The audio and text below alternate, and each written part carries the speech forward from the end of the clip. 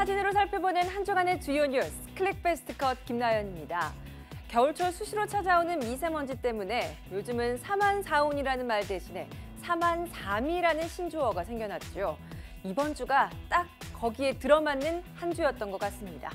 과연 오늘은 어떤 사진들을 만나볼 수 있을까요? 사회부 김종성 기자와 함께 살펴보도록 하겠습니다. 김 기자 어서 오세요. 네, 안녕하세요. 여름에는 저희가 시원한 곳을 찾아가는 냉방 난민들이 상당히 많았는데 요즘은 공기가 깨끗한 공기청정 난민들이 많이 생겼다고 합니다. 확 달라진 그런 세태의 모습을 볼 수 있는데요. 오늘 첫 번째 사진이 이와 관련된 사진입니다. 네, 씁쓸한 사진일 것 같은데 빨리 만나보도록 하겠습니다.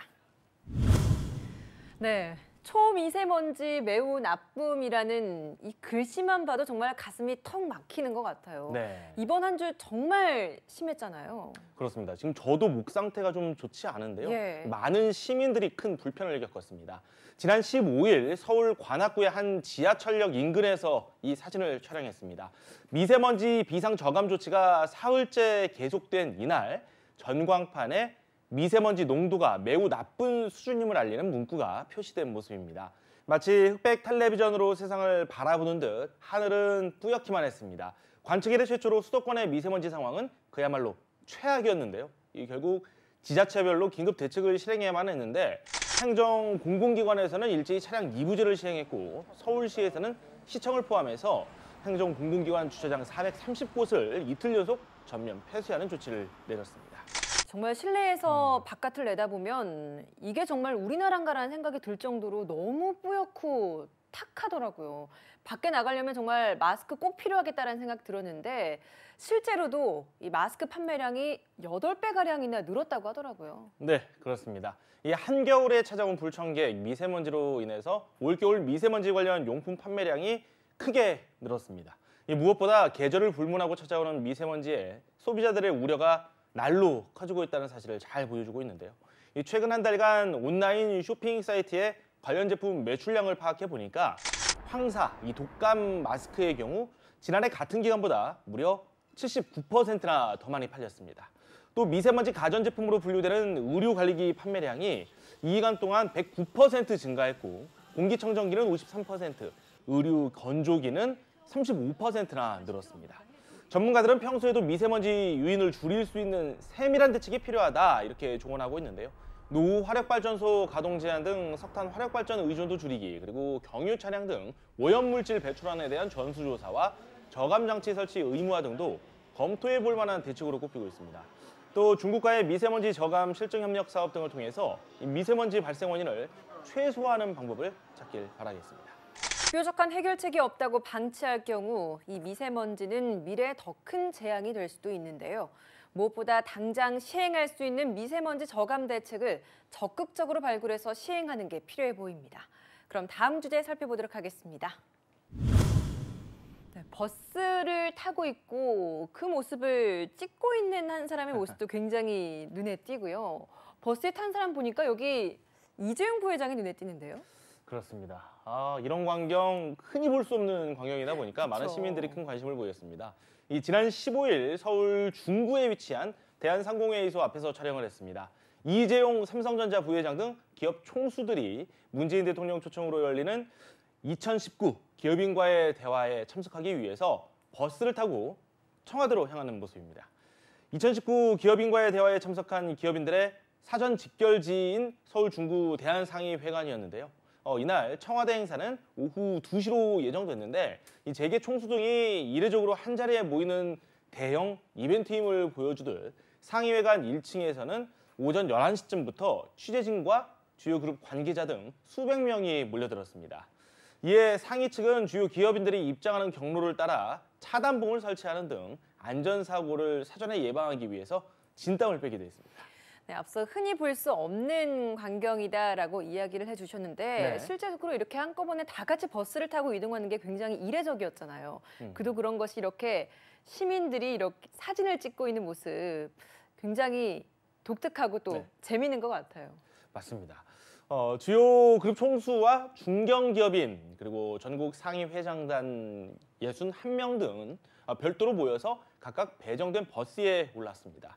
4호버스에 오른 대기업 총수급 가운데에는 이 삼성 이재용 부회장과 농협중앙회 김병원 회장이 옆자리에 앉아 대화를 하는 장면을 연출해 눈길을 끌기도 했습니다.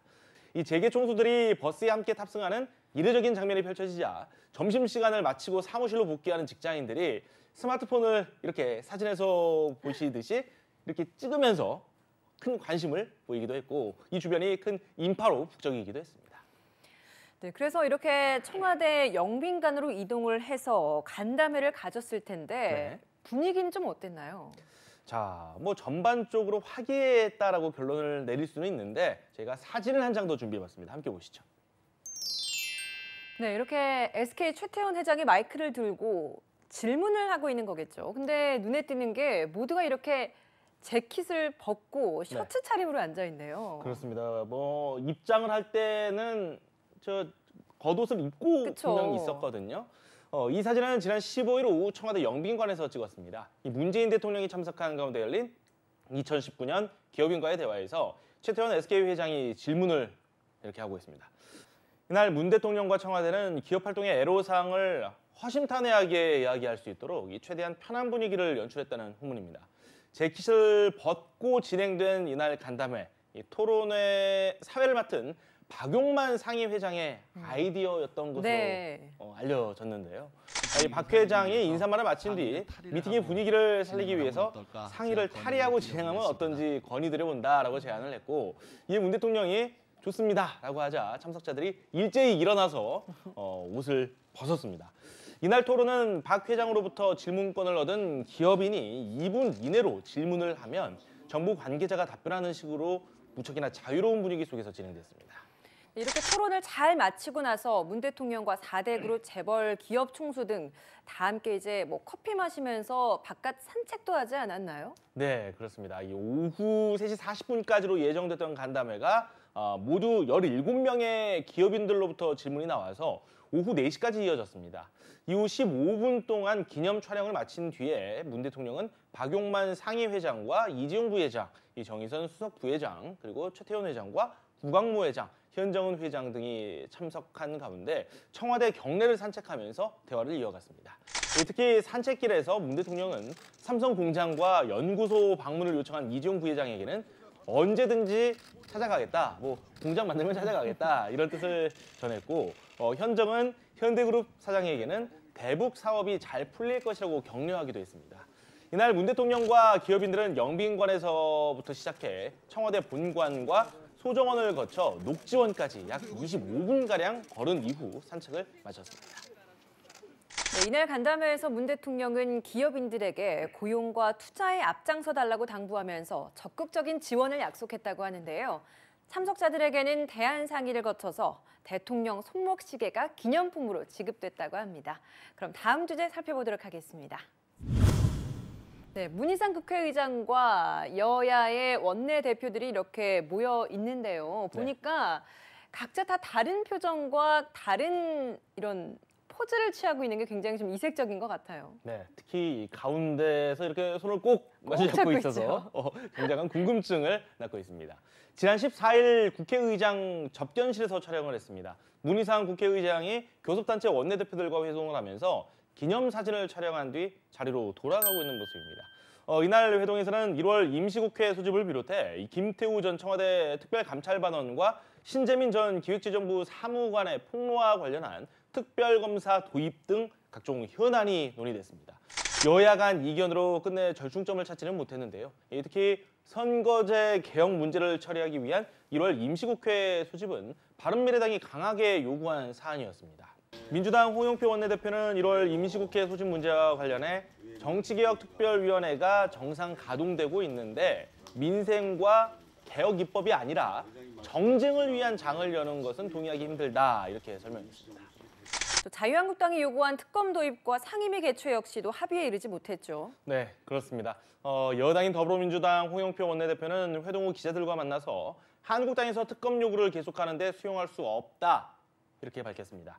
이로써 올해 들어 처음으로 열린 국회의장과 원내 교섭단체 원내대표들의 만남은 별다른 성과를 거두지 못하고 마무리됐습니다.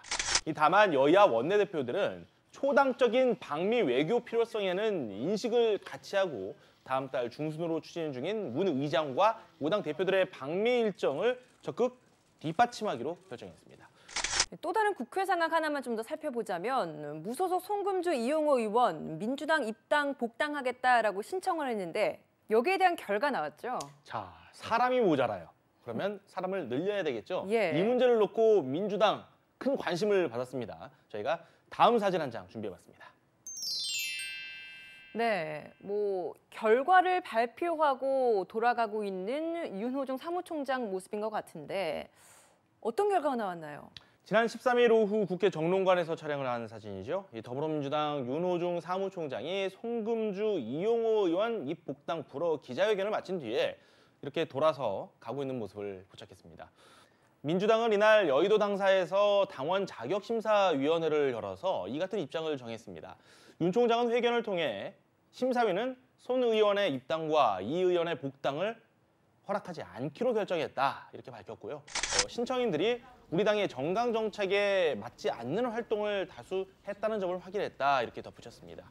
결국 무소속 송금주 이용호 의원의 입당을 불허하면서 세불리기보다는 안정을 택한 더불어민주당. 공식적으로는 두 의원이 당 정책에 맞지 않는 활동을 해왔다고 설명했지만 민주평화당과 당내 친문 의원 등의 반발도 고려한 것으로 보인다는 분석이 힘을 얻고 있습니다. 네, 이번 결과로 인해서 사실 당내에서 비판 목소리도 많이 나오더라고요. 네, 그렇습니다. 사선 중진인 박영선 의원은 페이스북을 통해서 순혈주의가 필요할 때도 있지만 축적되면 때때로 발전을 저해할 때도 있다면서 지금부터 민주당은 순혈주의를 고수해야 할 것인지 개방과 포용해야 할 것인지 진지한 고민이 필요하다고 입복당 불허 결정을 에둘러 비판했습니다. 그리고 삼선의 우상호 의원 역시 페이스북에 글을 올렸는데 이용호 송금주 의원의 입당을 불허한 근거가 순혈주의로 흐르는 것이 아닌지 우려된다는 입장을 밝혔습니다. 연초부터 더불어민주당 내에서 탈원전 정책과 이 두 의원의 입복당 불허안 등 여러 현안을 둘러싸고 파열음이 나오고 있습니다. 이를 두고 문재인 정부 출범 이후 비교적 단일 대우를 쭉 유지해왔던 당이 집권 3년 차에 접어들면서 조금씩 균열되는 거 아니냐 이런 우려가 나오고 있습니다. 여당인 민주당의 입복당 불허 결정 내용을 살펴봤는데 제1야당인 한국당에서는 반대로 입당을 새롭게 한 인물이 있었죠. 네, 그렇습니다. 분명 상반된 시선을 줄 수밖에 없는 상황이었죠. 다음 사진 살펴보도록 하겠습니다. 네, 바로 황교안 전 국무총리입니다. 이렇게 입당서를 제출하고 있는 모습 함께 보고 계십니다. 지난 15일 오전 국회 본청 자유한국당 회의실에서 촬영을 했습니다. 황교안 전 국무총리가 김병준 비대위원장에게 입당서를 제출하고 있습니다. 황교안 전 국무총리가 자유한국당 입당을 공식화하면서 전당대회 구도가 요동치고 있는 모습입니다. 황 전 총리의 등판은 당권 경쟁의 본격적인 신호탄으로 해석되고 있는데요. 홍준표 전 대표는 여전히 출마 가능성을 열어뒀고 김무성 의원 역시 불출마 입장을 견지하면서도 향후 가능성을 완전히 차단하지는 않았습니다. 유력 당권 후보인 오세훈 전 서울시장과 정우택, 김진태 의원 등도 조만간 출사표를 던질 것으로 보입니다. 이제 막 스타트를 끄는 자유한국당의 당권 레이스, 인지도 높은 거물급 인사들의 참여로 큰 관심을 끌고 있습니다. 황 전 총리 사실 정치 도전 이번이 처음이잖아요. 네. 여기에 대해서 좀 굉장히 많은 시선이 엇갈리는 것 같아요. 비판적 시각도 있지 않습니까? 네, 분명 그런 시각이 있었습니다. 한국당 내부에서는 다시 이 탄핵 프레임에 갇히는 것 아니냐 이런 우려가 나왔고 다른 당에서는 탄핵 책임론을 제기하면서 날선 비판을 가했습니다. 특히 더불어민주당은 황 전 총리가 박근혜 정부의 국정농단 사태에 대해서 어떤 책임과 반성도 하지 않았다고 지적했고 바른미래당은 황 전 총리의 행보가 기회주의자의 전형이라고 깎아내렸습니다. 이에 대해 황 전 총리의 정계 입문이 보수 진영 전체의 확장성을 제한할 수도 있다 이런 진단까지 뒤따랐는데요. 나아가 검사에서 법무부 장관, 총리에 이르기까지 평생을 공직이라는 온실 속에서 생활한 황 전 총리가 정치판이라는 정글에서 과연 살아남을 수 있을까? 그런 내공이 있을까? 이런 지적까지 나오고 있습니다. 한편 자유한국당과 바른미래당, 민주평화당, 정의당 등 야 4당은 1월 임시국회 소집 요구서를 국회에 제출했습니다. 각 당의 셈법이 복잡하게 맞물린 가운데 특검과 관련한 야당 공조 여부가 임시국회 소집의 최대 변수가 될 것으로 보입니다. 그럼 다음 주제 살펴보도록 하겠습니다. 네, 한 어머니가 이렇게 오열하고 있는 한 장의 사진입니다. 어떤 상황인지 좀 설명이 필요할 것 같은데요. 네, 뭐 사연을 떠나서 굉장히 가슴 한켠을 찡하게 하는 그런 사진이라고 볼 수 있죠. 지난 14일 국회 자유한국당 원내대표실 앞에서 촬영을 했습니다. 5.18 민주화운동 희생자와 부상자 가족들이 나경원 원내대표와 5.18 진상규명조사위원 추천건으로 면담을 요구하면서 오열하고 있는 모습입니다. 5.18 진상조사위는 5.18 민주화운동 진상규명을 위한 특별법에 따라서 국회의장 추천 1명, 민주당 추천 4명, 한국당 추천 3명, 바른미래당 추천 1명 등 총 9명으로 구성됐습니다. 지난해 9월 14일 특별법이 시행됐는데 한국당의 추천 지연으로 그동안 위원회 구성조차 되지 못한 상황이었습니다. 결국 자유한국당이 5.18 민주화운동 진상규명조사위원으로 권태호 전 한미연합군 사령부 작전처장 등 3명을 추천하기로 했는데 5.18 관련 단체들은 이들의 정치 편향성을 문제 삼으면서 강하게 반발했습니다. 네, 부근홍객 지만원 씨에 대한 논란이 굉장히 많아서 결국 빠졌는데 그럼에도 유족들은 끝까지 계속 반대를 하고 있는 상황인 거죠. 네, 그렇습니다. 이 자유한국당이 5.18 진상규명특별법 시행 넉 달 만에 조사위원 추천 명단을 제출했는데요. 한국당이 추천한 인사는 권태호 전 한미연합군 사령부 작전처장과 월간조선 출신 이동욱 기자, 수원지법 판사를 지낸 차기환 변호사입니다. 광주의 북한군 개입 주장으로 논란이 된 지만원 씨와 진압군 지휘관이었던 변길남 전 삼공수 여단 대대장은 명단에서 빠졌는데 전력 논란은 이어졌습니다. 다른 정당들은 이동욱 기자가 과거 5.18 피해자들을 폄하하는 기사를 써서 공개 사과 요구를 받았고 차기환 변호사는 세월호 특조위 활동을 방해했다고 주장했습니다. 결국 유족들은 한국당 추천위원 선임에 반대한다고 밝히고 재추천을 요구했는데요. 한국당 나경원 원내대표를 만나려고 원내대표실 문을 막아서고 농성까지 벌였지만 끝내 면담은 성사되지 못했습니다. 5.18 진상규명특별법은 군이 행한 반인권적 행위 등 5.18을 둘러싼 각종 의혹을 해소하기 위해 독립적인 진상규명조사위원회를 설치하도록 했습니다. 국회의장과 여야의 추천을 받은 9명의 위원들은 최종적으로 대통령이 임명하게 됩니다. 그럼 오늘의 마지막 주제 살펴보도록 하겠습니다. 네, 대한체육회 이기흥 회장, 결국 이 체육계에서 불거진 미투 파문과 관련해서 이렇게 공식 사과했죠. 네, 미투가 지난해 우리나라를 정말 뜨겁게 했습니다. 네. 올해도 연초부터 정말 뜨겁게 하고 있는 양상인데요. 지난 15일 오전 서울 송파구 올림픽 파크텔에서 촬영을 했습니다. 대한체육회 제22차 이사회에서 이기흥 대한체육회장이 이 체육계 폭력과 성폭력 사태에 대한 쇄신안을 발표하면서 고개 숙여 사과를 하고 있습니다. 이기흥 회장, 이 성폭행 사태가 발생한 지 일주일이 지나서야 모습을 드러냈습니다. 뒤늦게 고개를 숙였는데 꺼내놓은 대책 자체를 놓고 보면 뒷북의 재탕이다 이런 비판이 상당히 많았죠. 네.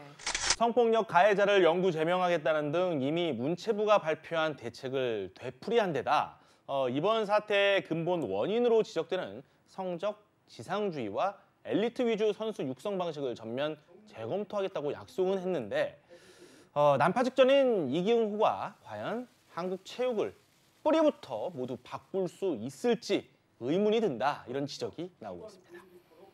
최근에 쇼트트랙뿐 아니라 유도에서까지 이렇게 잇따라 성폭력 사건 폭로가 계속되고 있다 보니까 이기흥 체육회장 사퇴해야 되는 거 아니냐 이런 목소리도 많이 나오고 있더라고요. 네, 현장에 있던 기자들이 취합한 질문에도 그 내용이 분명 있었습니다. 예. 지난 15일 열린 체육회 이사회에 문화연대, 체육심연대, 스포츠문화연구소 등 체육 시민사회 단체들이 찾아가서 이 회장의 사퇴를 요구했습니다. 국회에서도 이 회장의 사퇴를 요구하는 목소리가 나왔는데요. 이런 논란을 의식한 듯 이기흥 회장은 이사회가 끝난 다음에 기자들이 사퇴할 거냐 이런 질문을 상당히 많이 했거든요. 네. 그런데 식사도 하지 않고 그냥 도망치듯 이 자리를 떠났다고 합니다. 이기흥 대한체육회장에 대한 책임론이 높아지고 있지만 이 문화체육관광부는 체육회에 대한 징계 등에 대해서 굉장한 난색을 표하고 있습니다. 대한체육회가 문체부 산하 공공기관이긴 하지만 이 국가올림픽위원회로서의 지위도 갖고 있다는 이유 때문이라고 합니다. 결국 IOC가 부당하게 정부가 압력을 행사하는 것을 금지하고 있다는 점에서 문체부의 관리감독 권한에도 한계가 있다는 건데요. 이 체육계와 시민단체들은 기자회견과 침묵 시위를 통해서 성폭력 사건을 방조해온 책임을 대한체육회가 져야 한다면서 이 회장의 사퇴를 강력하게 촉구하고 있습니다. 가정 기능을 상실했다는 비판을 받아온 대한체육회가 앞으로 관련 사건의 조사를 모두 외부 전문기관에 맡기기로 했습니다. 이에 덧붙여서 폭력과 성폭력을 조직적으로 은폐하거나 묵인, 방조한 단체의 경우 즉시 퇴출하고 해당 단체 임원에게도 책임을 물을 계획임을 밝혔습니다.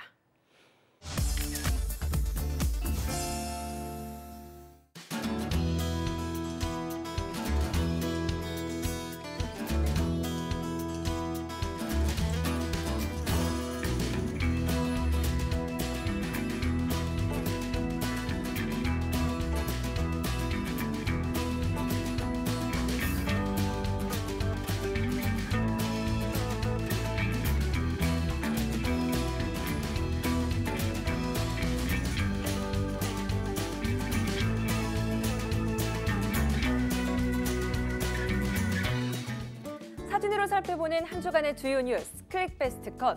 오늘 준비한 사진은 여기까지입니다. 저희는 다음 주 토요일에 더 재미있고 의미 있는 사진들로 다시 찾아뵙겠습니다. 시청해주신 여러분 고맙습니다.